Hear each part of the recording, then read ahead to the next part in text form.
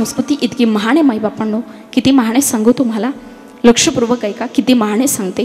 पतीला दृष्टी सुख नाही म्हणून स्वतःचे डोळे बांधून ठेवणारी गांधारी, पतीला दृष्टी सुख नाही म्हणून स्वतःचे डोळे बांधून ठेवणारी गांधारी, गांधारी समोर स्वतः भगवान श्रीकृष्ण उभे राहायचे. विश्वावर प्रेम करणारे भगवान गौतम बुद्ध उपाशी वृद्ध वाघिणीच्या तोंडात आपली मंडी देतात. संत नामदेव कुत्रा कोरडी पोळी खाईल म्हणून पाठीशी तुपाची वाटी घेऊन धावतात. झाड तोडणाऱ्या समोर तुळशीदास उभे राहतात आणि म्हणतात, माझ्या मानेवर गाव घाल, त्या सुंदर झाडावरती नको. धर्मासाठी राही ना एवढे तुकडे करून घेणारा शौर्यवीर संभाजी, स्वामी कार्यासाठी सर्वस्व वेचणारे खंडोजी बल्लाळ, आणि शेतकऱ्याच्या मिरचीच्या देठालाही हात लावू नका, नाहीतर तुमचे हात कलम केले जातील, असे स्वतःच्या सैन्याला बजावणारे छत्रपती शिवाजीराजे भोसले. इतकी महान आपली संस्कृती, इतका महान आपला देश आहे. म्हणून या देशात जन्माला आल्यानंतर आपण अभिमानानं म्हणतो, माझ्या जिजाऊची पुण्याई कशी आली या फळाला, माझ्या जिजाऊची पुण्याई कशी आली या फळाला, तो बाबाचा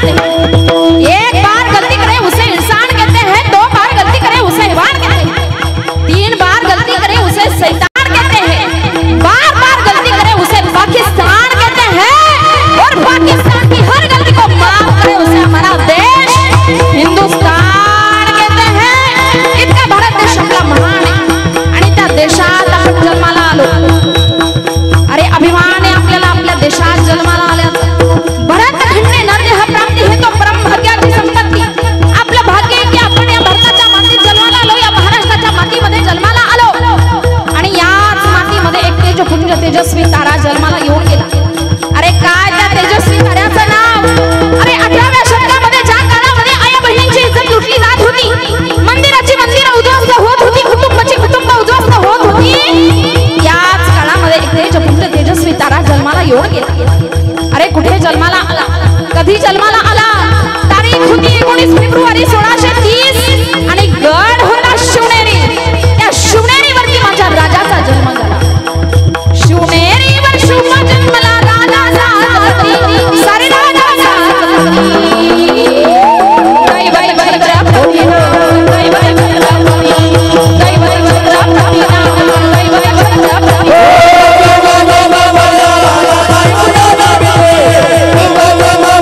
Bye.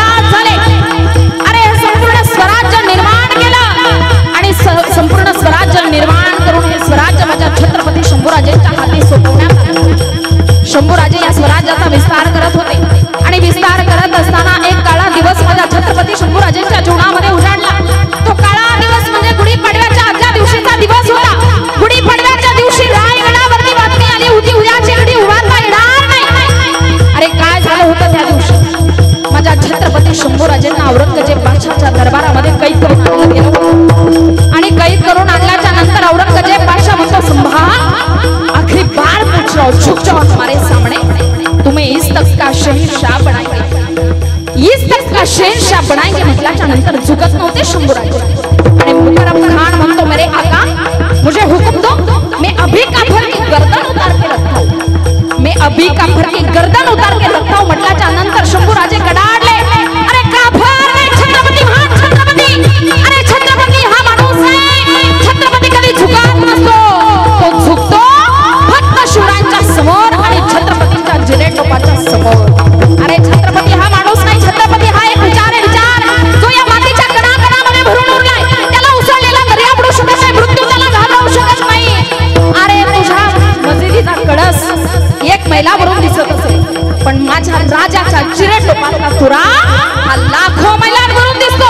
तो जनसामान्यांच्या दहशत नाही, आत्मविश्वास जागवतो, आत्मविश्वास।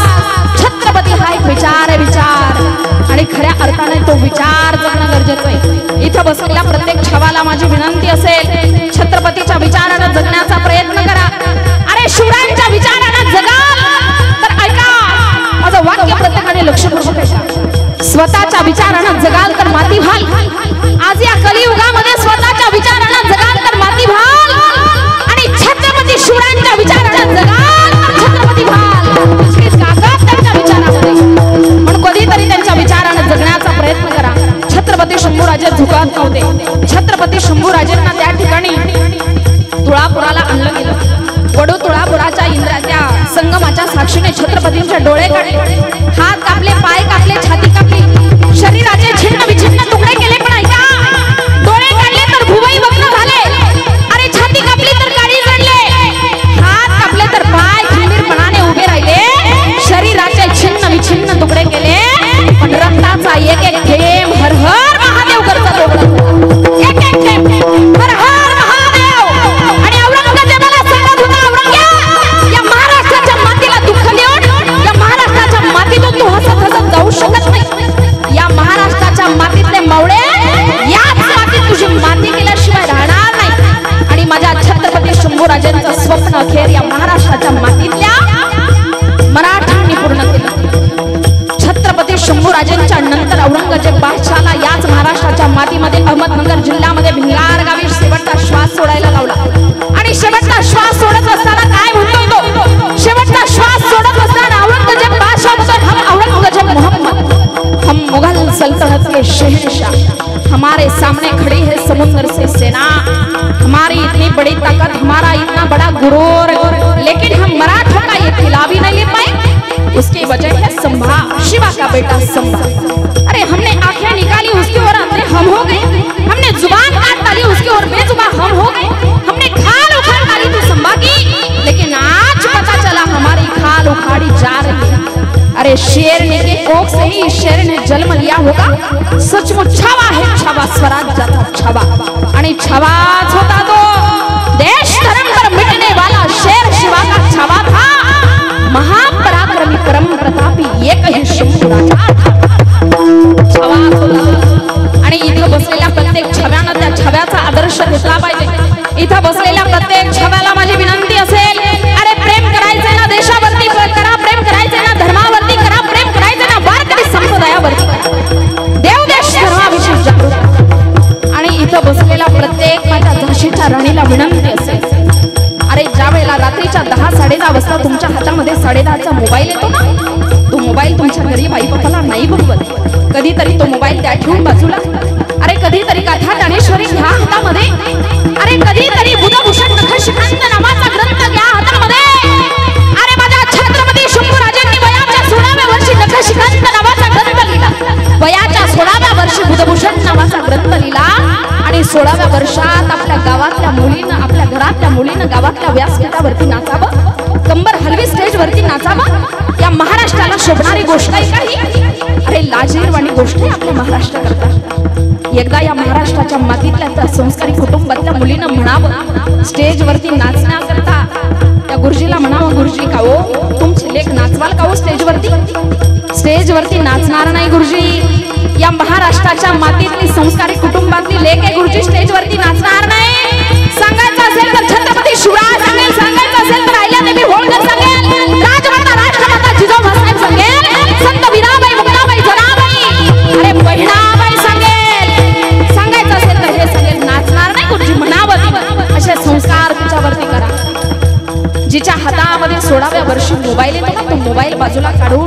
हातात ज्ञानेश्वरी द्या. ज्ञानेश्वरी हातामध्ये येणं फार गरजेचं आहे. कारण आज आपण 21व्या शतकामध्ये म्हणतो राजे तुम्ही पुन्हा जन्माला या. का त्या राजाची गरज आपल्याला भासायला लागली. अरे आज या महाराष्ट्राच्या मातीमध्ये माझ्या आया बहिणींवरती अन्याय अत्याचार व्हायला लागले. कुटुंबाची कुटुंब उद्ध्वस्त व्हायला लागली. पुन्हा एकदा बदलापूर सारख्या घटना घडायला लागल्या. अरे लाजीरवाणी गोष्ट आहे. म्हणून मला असं वाटतं आपल्या भारताला आपल्या महाराष्ट्राला पुन्हा एकदा त्या छत्रपती शासनाची गरज आहे. पुन्हा एकदा या महाराष्ट्राच्या मातीमध्ये ज्या दिवशी छत्रपती शासन येईल आणि कडे लोटासारखी शिक्षा पुन्हा एकदा होईल ना त्या दिवशी थांबतील ह्या बदलापूर थांबणं गरजेचं. मी एवढ्या तळमळीनं बोलते ना त्याचं कारण या गोष्टी थांबणं गरजेचं. ही काळाची गरज आहे. कारण आपण म्हणतो राजे तुम्ही पुन्हा जन्माला या. छत्रपती शिवराय जन्माला यावे. विश्वमौली ज्ञानोबराय जन्माला यावे. जगद्गुरु तुकोबराय जन्माला यावे. अपेक्षा करतो.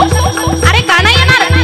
आज या महाराष्ट्राच्या मातीत विश्वमौली ज्ञानोबराय जन्माला येतील. अरे आज या महाराष्ट्राच्या मातीमध्ये माझ्या माऊलींची संजीवन समाधी असेल ना तर आजही ते जन्माला येतील. का नाही येणार. फक्त उपदेश करणारी 5 वर्षाची मुक्ताबाई येणं गरजेचं. अरे 5 वर्षाच्या मुक्ताबाईनं उपदेश केला. परिणाम ज्ञानोबराय घडले.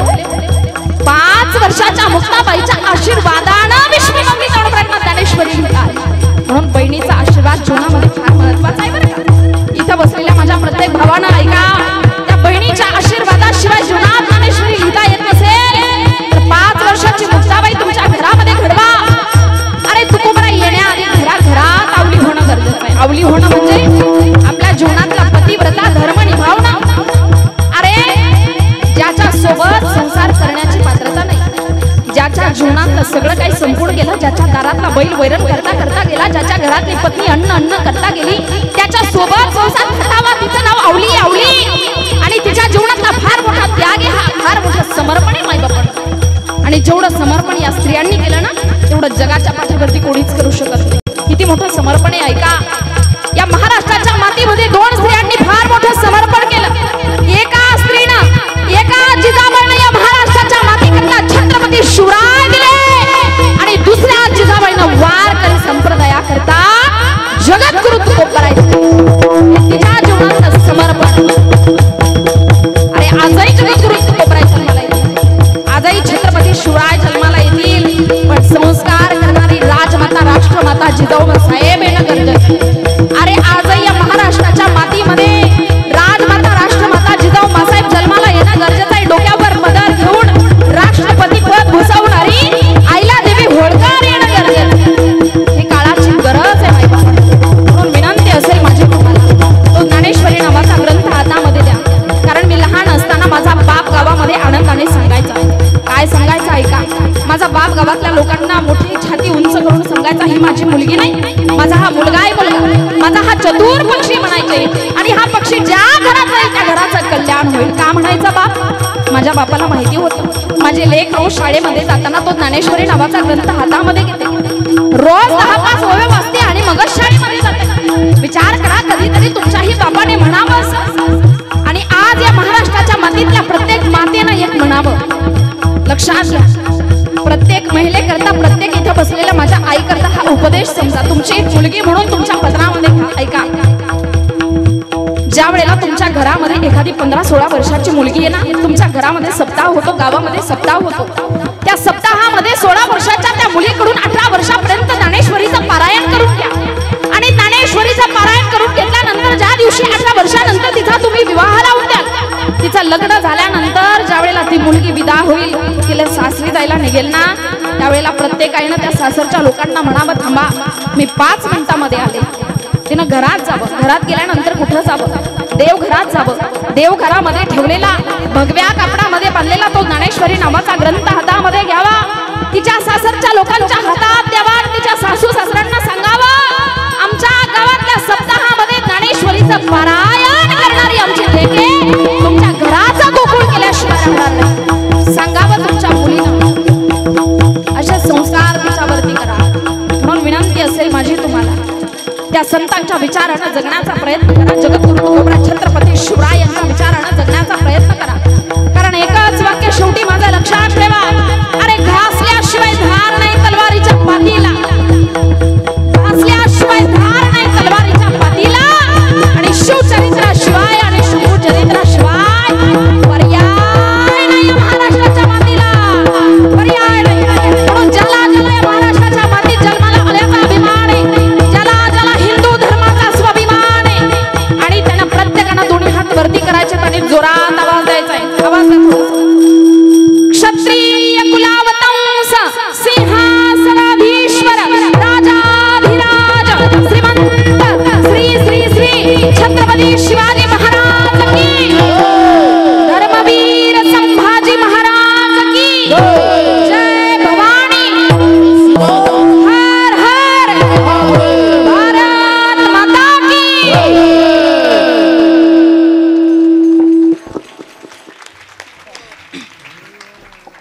विठोबा रखुमाई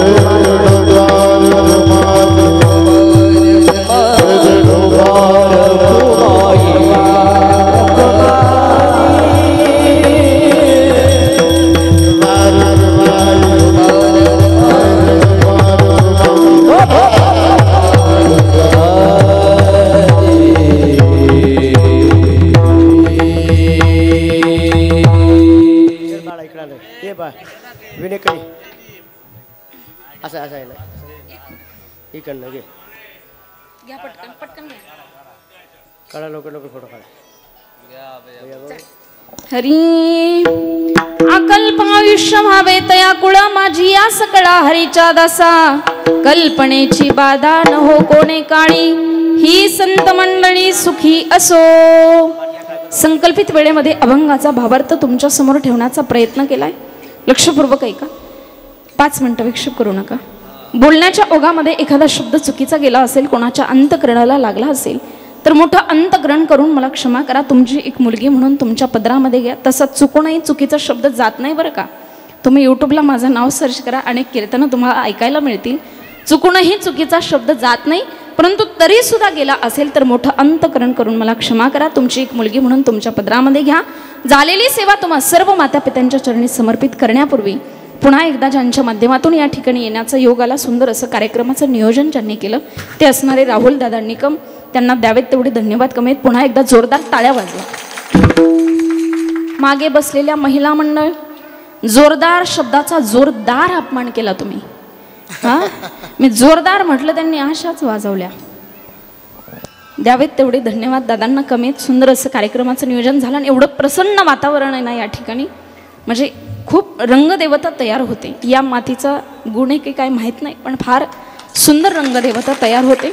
त्याचप्रमाणे ज्यांच्या माध्यमातून संपर्क झाला असे असणारे संदीप दादा, त्यांचे ऋण व्यक्त करते. तुमच्यामुळे एवढ्या सुंदर कार्यक्रमाचा योग माझ्या जीवनामध्ये आला. एवढ्या सगळ्या चांगल्या श्रोत्यांचं दर्शन मला घडलं. बऱ्याच ठिकाणी श्रोते एवढे विचित्र असतात, बापरे, सांगायचीच गोष्ट नाही. फार विचित्र काम असतं. आज 2-3 दिवसापूर्वी मी इकडं कोकणामध्ये कीर्तनाला गेले. लक्षात येत नाही लोकांच्या आपण काय बोलतो. सांगायचं तात्पर्य माझं, मी घरामध्ये होते आणि बायका अशा पुढे बसलेल्या होत्या बऱ्याचशा. ते कलाकार आले आणि कलाकारांनी मला विचारलं तुमचा स्वर कितीचा आहे, पखवाज कितीला लावायचा. मी म्हटलं पांढरी 3. आता आतून पांढरी 3 म्हटल्यानंतर त्यांच्या लक्षात आलं. ते गेले पांढरी 3ला, त्यांनी पखवाज लावला. पण मध्ये बसलेल्या ज्या बायका होत्या ना त्यांना कळलं नाही मी काय बोलले.